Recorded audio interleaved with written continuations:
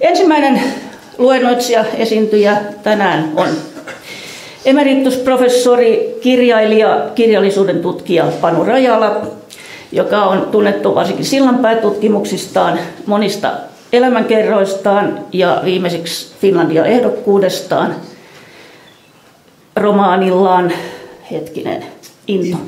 Intoilija. Ja hän on 74-75 haastatellut pitkään ja hartaasti Eeva Joenpeltoa, ja monet tutkijat ovat sitten käyttäneet näitä haastatteluja pohjanaan, ja käsittääkseni hän tulee muistelemaan tätä kautta Eeva Joenpelon toimintaa. Tervetuloa.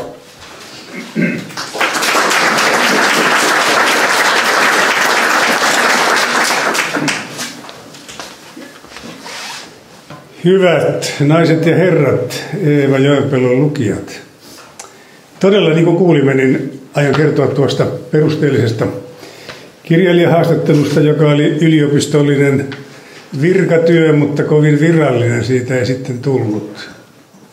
Mutta sitä ennen muutamia varhaisia kosketuksiani Eeva Joenpelon teoksiin.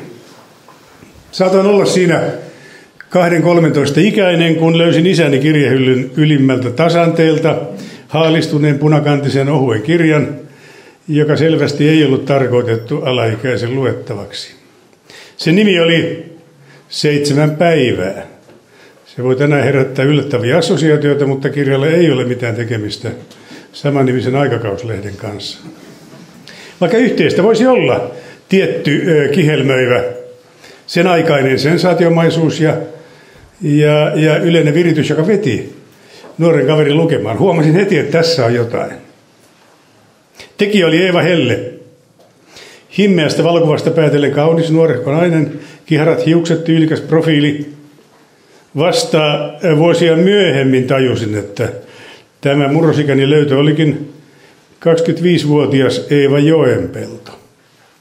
Ja kirja hänen varsinainen esikoisteoksensa, jonka hän mieluiten sivuutti aina henkilötiedoissaan. Teos oli julkaistu vuonna 1946, minun ollessani 1-vuotias, ja sen kustansi pieni halpoihin kirjoihin erikoistunut kansankirja. Vasta tästä Helena Ruuskan elämäkerrasta luin taustaa, kuinka nuori pariskunta Eeva ja Jarl Helleman halusivat kokeilla siipiään kirjoittajina ja julkaisivat kumpikin oma viihderomaaninsa. Eeva vielä seuraavankin toisella salanimellä Eeva Autere, siis helteistä Autereen, kuumottavia kirjoja aikanaan. Ehkä Eeva Joenpelto olikin tuolloin sensuelleimmillaan kirjailijana. Ja muistan tuon 7 päivää lukeneeni aika jännittyneenä. Sehän oli ensimmäisiä kurkotuksiani reippaista poikakirjoista aikuisten paheelliseen maailmaan. Siinä päähenkilö on Iiris Kivi, kova viettelijätär, puoli ammattilainen ja hänen kohteenaan kirjakauppias Malmström, ujo, kokematon vanha poika 50 ja huonostihan heidän suhteessaan käy. Muista vieläkin, että kuinka kirjan verinen huipennus karmaisi puhdasta pojanmieltä, vaikka olin sentään lukenut Outsidereita ja Henrik Hornaa ja mitä siihen aikaan luettiin. Mutta Eeva Helle yhdisti seksiä ja väkivaltaa minulle ennen kokemattomalla tavalla. Helena Ruuska rinnastaa kirjan peräti Mika Valtarin Sinuheen, mitä nyt rohkenen pitää lievänä liioitteluna. Mutta samoilla jäljillä nämä eri painoluokan romaanit kieltämättä olivat. Sotien jälkeen 40-luvulla tiettyjen paheiden kuvailu oli suosittua myös kotimaisessa elokuvassa. Eeva Helle kuului alan rohkeisiin harrastajiin, mutta valitettavasti hänen tuotantonsa ei tällä alueella saanut sitten kunnollista jatkoa. Hänestähän olisi voinut tulla vaikka Suomen François Sagan tai Marguerite Duras. Mutta hän ryhdistäytyi ja ryhtyi kirjoittamaan oikeita taideromaaneja. Ensimmäisen todellisen varsinaisen esikoisen Kaakerholman kaupunki vuonna 1950. Ja sen jälkeen 5 kirjaa peräjälkeen vuoden välein. Siis kova startti ammattikirjailijaksi. Näistä en lukenut yhtäkään, ainakaan pitkään aikaan. Kun seuraavaksi tutustuin Eeva Joenpeltoon, hän oli aivan toinen kirjailija kuin Eeva Helle. Tulin yksinäisenä poikana lukeneeksi surumielisen pienen kirjan Ralli, joka kertoi Mirja tytön ja hänen sekarotuisen ajokoiransa lämpimästä suhteesta. Meille kai tuotiin samaan aikaan koira, joten Ralli tarjosi sopivia samastuskohteita. Ja huomasin Helenan kirjasta, että kirjailijan poika Johannes luki Rallin 12 vuoden iässä ja että se oli ainoa kirja, minkä hän äidiltään yleensä luki. Joten sillä on ollut vetoa meihin poikiin. Eläintarinahan on realistinen ja pelkistetty. Ja siitä on turha etsiä allegorioita, sellaisia kuin Eino Leinon Mustista tai Juhani Ahon tai Joel Lehtosen vastaavista eläintarinoista. Niitähän löytyy. Ruuska löytää kirjasta sitä vastoin yhtymäkohtia Joenpellon perhe-elämään, joihin koirat näköjään kuuluvat hyvinkin keskeisinä, kuten Valtareillakin aikanaan ja monilla kirjailijoilla. Kirjailijat yleensä ovat olleet eläinystäviä. Varttuvana nuorukaisena sitten jo kirjallisuuden opiskelijana Joenpelto näyttäytyi vain, voisiko sanoa, kunnianarvoisena ja hiukan etäisenä kirjailijana. Ei olisi tullut mieleenkään tarttua kirjoihin, joilla oli sellaiset nimet kuin Neito kulkee vetten päällä tai Missä lintuset laulaa tai Kipinöivät vuodet. Tyypillisiä naisten romaaneja arvelin silloin. Yksi sentään herätti kiinnostusta. Keskellä radikalismin vuosikymmentä vuonna 1966 ilmestynyt Ritari metsien pimennosta. Siinä oli poliittisesti vetävä, ulkopoliittisesti suorastaan toisin ajatteleva teema, joka poikkesi Urho Kekkosen virallisesta doktriinista. Perinteinen patriottisuus, joka oli silloin julistettu pannaan, nousi tässä romaanissa historian uumenista uuteen arvoon. Tämähän oli melko rohkea vetäisy sinä aikana. Ja muistan, kuinka tekemässäni kirjailijahaastattelussa jo tuli esiin, ainakin ohjeiskeskustelussa, että Kekkonen lähettikin tekijälle happamia terveisiä kirjan johdosta. Ei sentään myllykirjettä. Olihan hyvin tiedossa, että Joenpelto kuului Sylvi Kekkosen kirjalliseen lähipiiriin ja oli sillä tavoin poliittisesti kuitenkin suojattu, mikä myöskin oli epäilemättä vahvistanut hänen arvovaltaansa myös kirjallisissa piireissä. Hänen ympärillään oli tietty sädekehä tai säihke. Hän ei ollut varsinaisesti 50-luvun modernistien suosikki, mutta sai kirjoistaan aina tasaisen hyviä kritiikkejä, kuten Ruuska osoittaa. Ritari metsien pimennosta oli sitten eräänlainen moraalinen repäisy jo omaan suuntaan, Joenpellon itsenäisyyden osoitus. Hänessä alkoi mielestäni olla, ei nyt ehkä sovi sanoa suorastaan, että munaa, mutta ainakin tiettyä potkua. Ja romaanistahan tehtiin sitten suosittu näytelmäsovitus nimeltä Liian suuria asioita. Draamallinen jännite syntyi valtiollisten vaikuttajien veljesten Gustav ja Akseli Falinin ristiriidasta. Sehän on yksi Joenpellon läpäiseviä teemoja, aina veljen varjosta alkaen, ja sillä oli oma elämäkerrallinen pohjansa, johon Joenpelto usein palasi myöskin kirjailijahaastattelussamme. Eevan sodassa kaatunut Erkki veli varjosti kuolemallaan ja kirkkaalla muistollaan sisartaan ja muita elonjääneitä. No, tässä olivatkin sitten lukukokemukseni melko vaatimattomat Eeva Joenpellon parissa aina 70-luvun alkuun saakka, jolloin olin jo Helsingin yliopiston kotimaisen kirjoisen amanuenssi ja pian assistentti. Ja tällöin sain sen komennuksen mennä tallentamaan nauhaan Eeva Joenpellon muistoja ja tulkintoja kirjoistaan. Olin kyllä vähän hämilläni tästä tehtävästä, koska kuten totesin, niin Joenpellon näyttävästi liehuva julkinen hahmo oli tietysti tuttu, ja kustantajan kokkareilla olin ehkä hänet nähnyt, tuskin tavannut tai sanaakaan vaihtanut, enkä tuntenut häntä kovin läheiseksi kirjailijaksi. Meidän polvemme sankareita olivat Veijo Meri, Pentti Saarikoski, Hannu Salama, Arvo Salo, Paavo Haavikko, hillitön Veikko Huovinenkin. Naisia tähän sarjaan näköjään ei juuri mahtunutkaan. Mutta oli sentään yksi Joenpellon romaani, joka taas herätti kiinnostustani juuri silloin 70-luvun alussa. Kirjoitin niihin aikaan arvosteluja ylioppilaslehteen, Demariin, pian Hesariin ja harrastin samalla teatteria ja elokuvaa. Ja vuonna 1971 jouduin sattumoisin Mikko Niskasen käsikirjoittajaksi hänen suunnitellessaan uutta elokuvaa Johannes Linnankosken moneen kertaan filmatusta klassikosta Laulu tulipunaisesta kukasta. Hiukankin itsesuojeluvaistoa omaava nuori mies olisi pidättynyt tällaisesta tehtävästä, sillä hän ei voinut olla mitään onnistumisen mahdollisuuksia.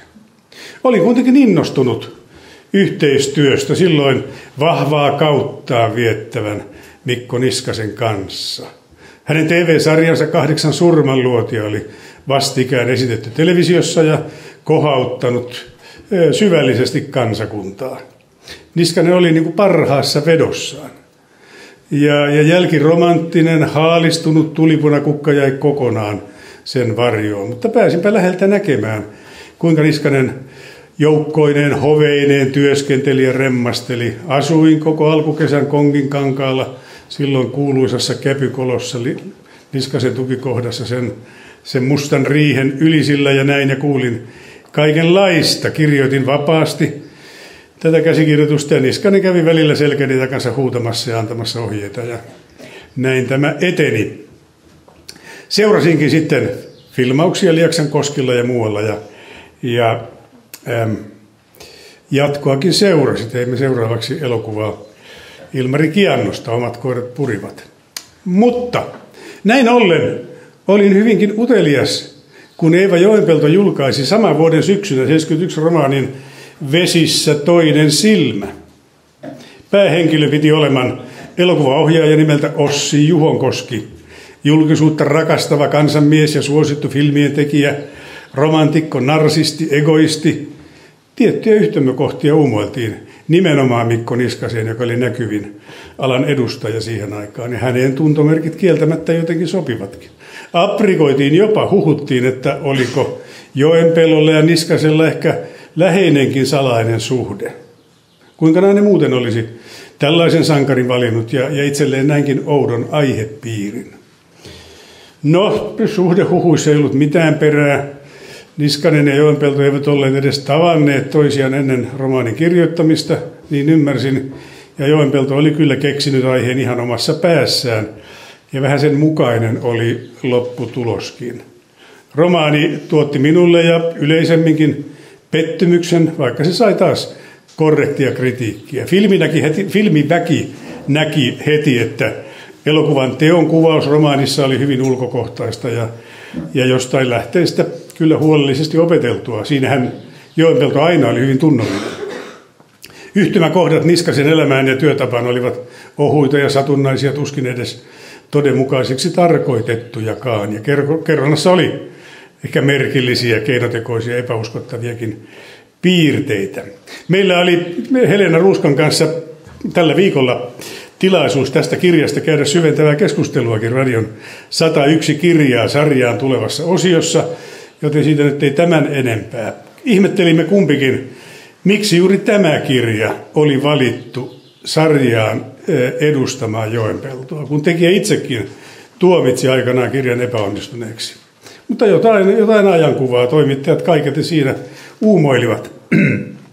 Ja kieltämättä Eeva Joenpellon tuotantoa se edustaa valitettavan heikosti tässä tulevassa itsenäisyyden juhlavuoden sarjassa, mutta Helenan kanssa teimme urheasti parhaamme kaivaaksemme siitä edes jotain kiinnostavia piirteitä esiin.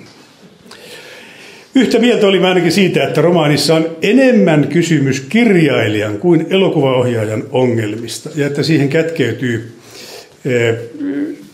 Joenpellon kannalta alkavan kriisikauden tuimaakin itsekritiikkiä, muun muassa taiteilijan suhteesta julkisuuteen, johon Joenpellolla oli mielestäni kaksivaloinen suhde. Hän viihtyi itse tavattoman hyvin valokuvauksellisena tyylikkäänä hahmona julkisuudessa ja samalla kritisoi voimakkaasti tätä yltyvää trendiä 70-luvun kaupallistuvassa kirjallisessa maailmassa. No, hyvät kuulijat, nyt viimein lähestymme esitykseni aihetta, eli kahdenkeskisiä kohtaamisiamme Eeva Joenpellon kanssa.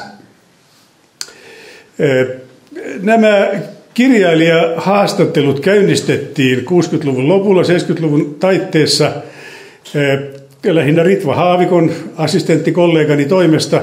Ja tarkoituksena oli koota suoraan ikään kuin hevosen suusta, suoraan kirjailijoilta käyttökelpoista tietoa heidän elämästään, omista tulkinnoistaan, teosten vaiheista, niiden alkuvirikkeistä ja sen sellaisesta, ettei tutkijoiden tarvitse sitten vuosikymmeniä myöhemmin lähteä penkomaan näitä niin kuin pystymetsästä.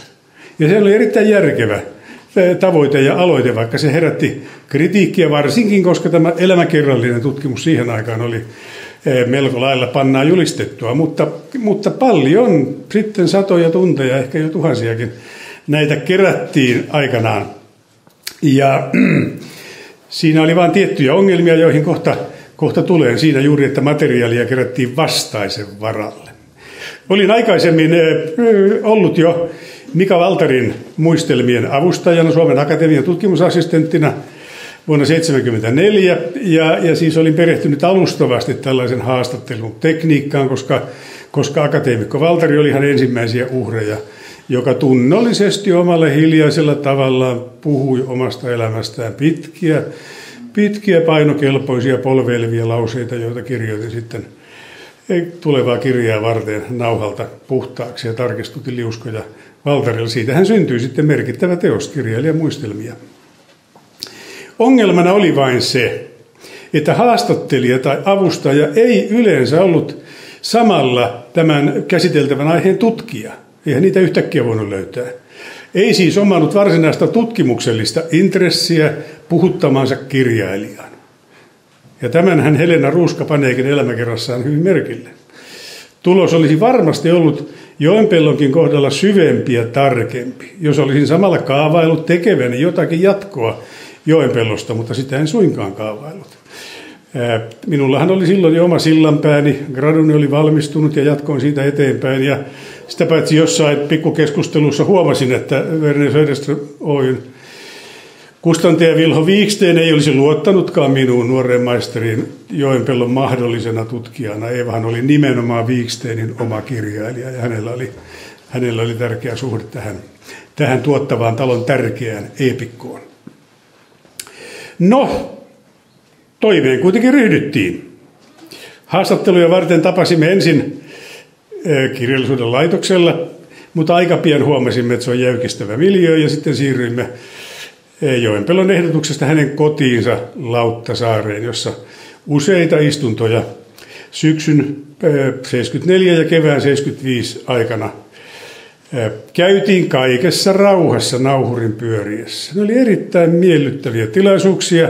Aina oli hyvä tarjoilu ja kohteliasta ylöspitoa muutenkin. Ja luin tietysti silloin kiinni Joenpellon tuotantoa ja kehittelin sentään jonkinlaista kokonaiskuvaa, mutta en, kuten sanoin, tutkimusmielessä.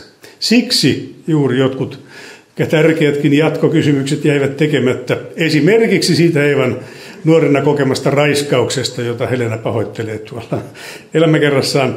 Ehkä mä olin vähän hölmistynytkin tai hiukan häkeltynyt, kun tämä aihe tuli äkkivarvaamatta esiin, enkä ryhtynyt tenttaamaan Eevalta lähemmin. Kerropas nyt tarkemmin, kuinka sinua raiskattiin. Ja se jäi sillä tavalla tämä draamallinen kohta täydentymättä. Mutta tuli esiin kuitenkin. Koska Eeva Joenpelto oli helppo puhutettava. Hän oli hyvin valmistautunut ja hänellä oli jo selvästi mielessään, mitä hän aikoo kertoa.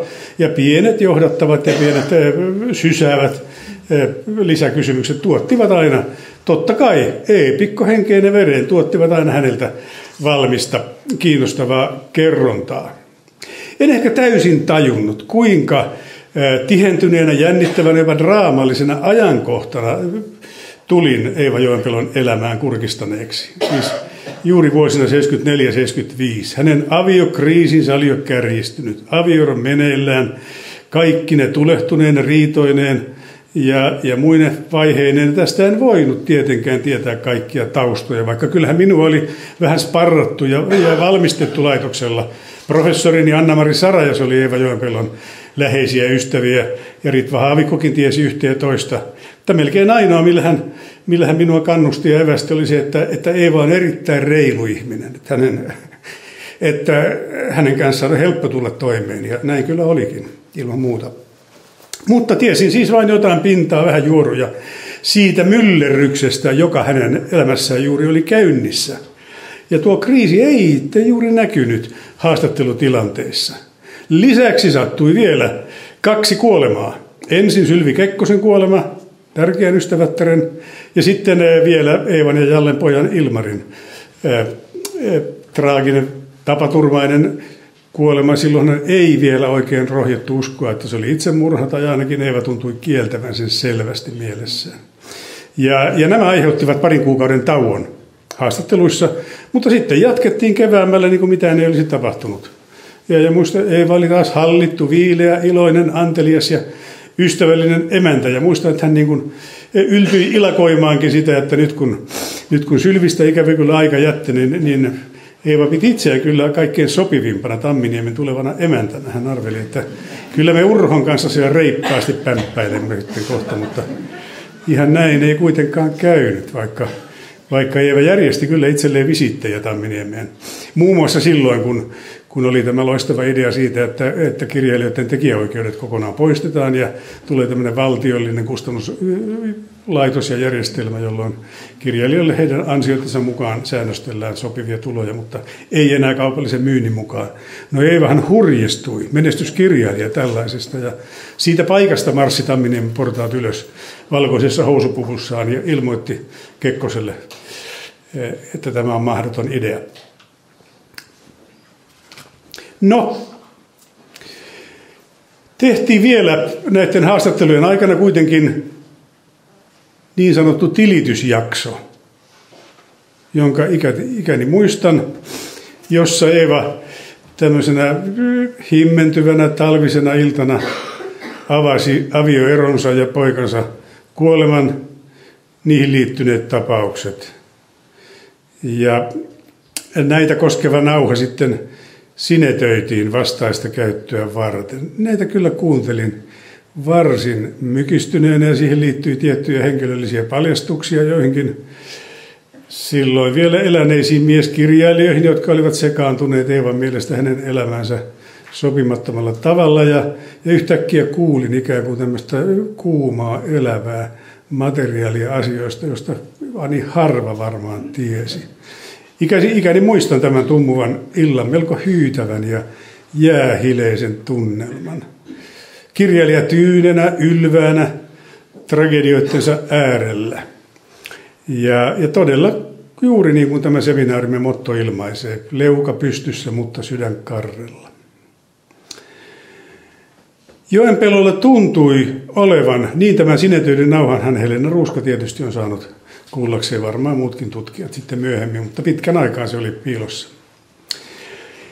Joenpelolla tuntui olevan mielestäni jonkinlainen kohtalonomainen käsitys ihmiselämästä. Hän eräällä tavalla ylevöityi tragedioissa. Minusta melkein tuntui, että hän eräällä tasolla jopa nautti niistä, niin koville kuin ne ottivatkin. Hän kasvoi sekä ihmisenä että kirjailijana, ja hän päätti, ettei lannistu, vaikka mikä olisi. Ja niin sitten juuri näihin aikoihin Vihan vimmassa kirjoitettu romaani, kuten Helena kuvaa, vetää kaikista ovista, nostikin Joenpellon aivan uudelle tasolle kirjailijana ja avasi tämän maineikkaan Lohja-sarjan, josta täällä on jo mainittu. Ja hän oli juuri julkaissut sen ensimmäisen osan silloin 71, kun meidän haastattelumme alkoi, jotenka ei olisi voinut olla antoisampaa ja tällaista jyrkempää lohkaretta tarjolla hänen sekä elämänsä että tuotantonsa juuri silloin, kun astelin hänen elämän vaiheisiinsa ja teostensa sisältöihin. Eeva Joenpeltoon työ hyödynsi tietysti kokemuksensa kirjailijana, vaikka ei koskaan tilittänyt niitä suoraan. Hän vähän halveksi sitä kirjallisuuden lajia, jossa kirjailijat kertovat itsestään, elämästään ja sillä tavalla avoimesti ja subjektiivisen tyyliin. Tätä kaikkea, niin kuin tässä valitin, en ihan voinut täysin tajuta. En tajunnut, kuinka silloin kuinka kaksivaloisessa elämäntilanteessa Joenpelto oli, kuinka hän oli nousemassa pohjalta kohti huippua, henkilökohtaisen elämän osalta hajalla, mutta kirjailijana erittäin vahvan kauden alkuvaiheessa. Hän tiesi jo voittaneensa. Se antoi haastattelujaksolle sen hallitun ja voittoisan tunnelman. Voisiko sanoa jopa tällaisen vähän korskuvan ja iloittelevan, hirnahtelevankin tunnelman. Että hän tiesi, että hän selviää. Siis tällaisen aika hurjan Eeva Joenpellon silloin kohtasi. Mutta mistä aineksista hän kokosi tämän henkisen voimansa? Olen jälkeenpäin joutunut miettimään, jolla selvitti koettelemukset. Hänhän oli syntyjään jo lujaa tekoa.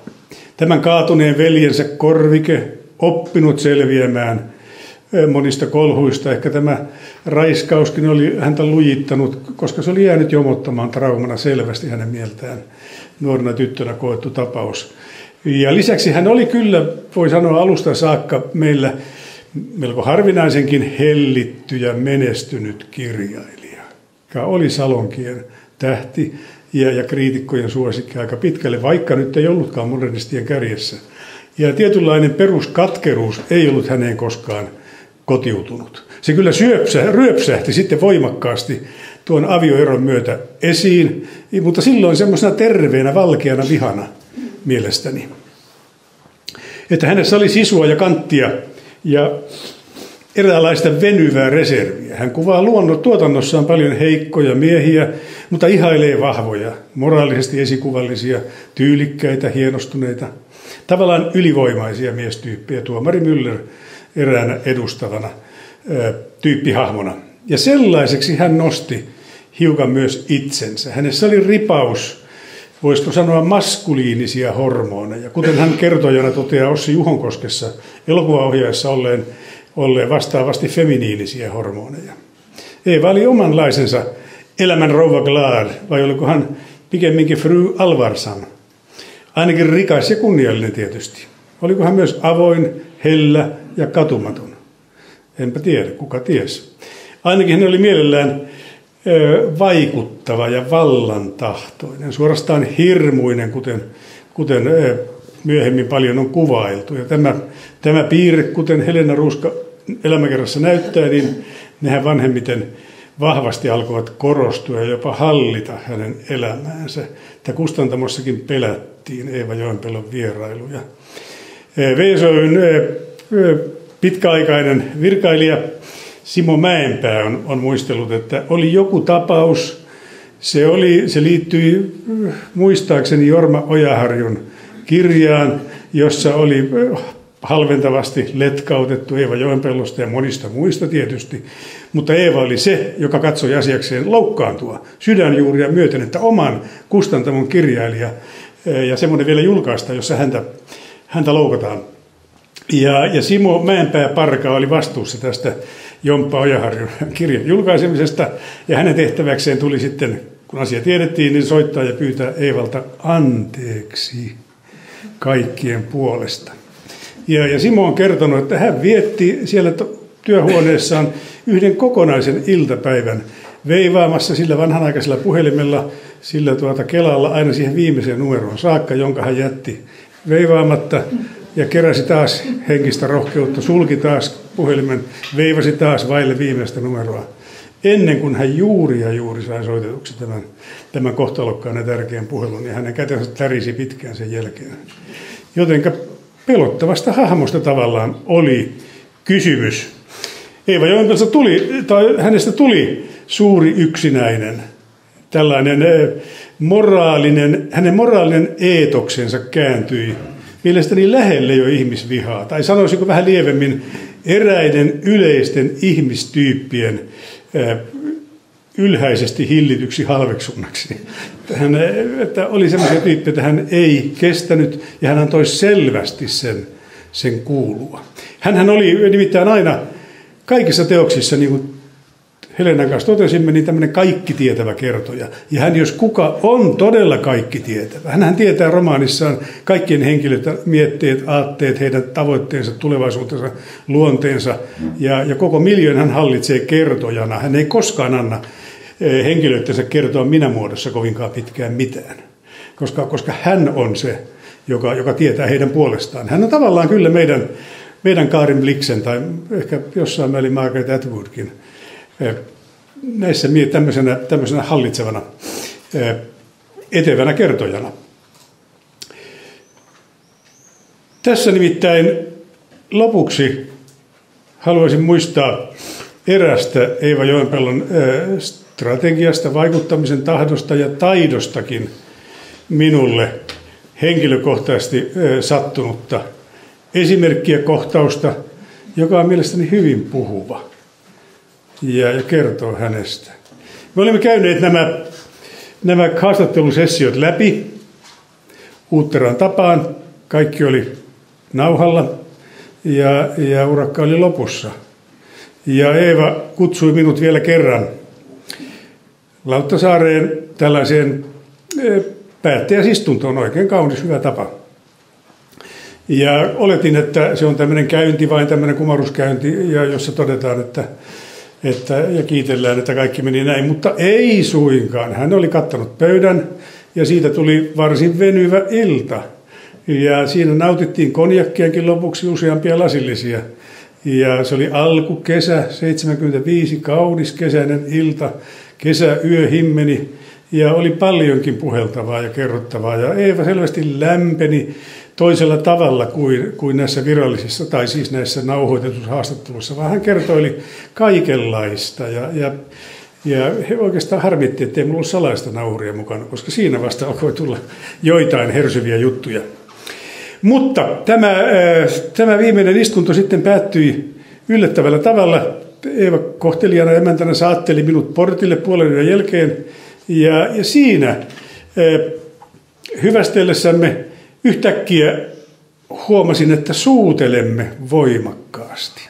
Ja Eeva Joenpello oli tämmöinen todella väkevä ote. Se on elämäni vaikuttavimpia suudelmia. Se oli pitkä ja tällainen hallitsevan naisen suudelma, josta sitten kyllä vapauduin. Hän sen jälkeen lausui merkittävät sanat, että Panu, tehdään semmoinen sopimus keskenämme, että kerrotaan tästä lähtien aina toisillemme, mitä kuulemme kirjallisesta elämästä ja mitä poliittisesta elämästä. Silloin elettiin kuumaa taistolaiskautta vielä 70-luvulla, ja Eeva oli tärkeää saada tietoja. Ja hän niin kuin siinä halusi valjastaa minut omaksi miehekseen, omaksi lähetikseen, ehkä omaksi vakojakseen kirjalliseen maailmaan.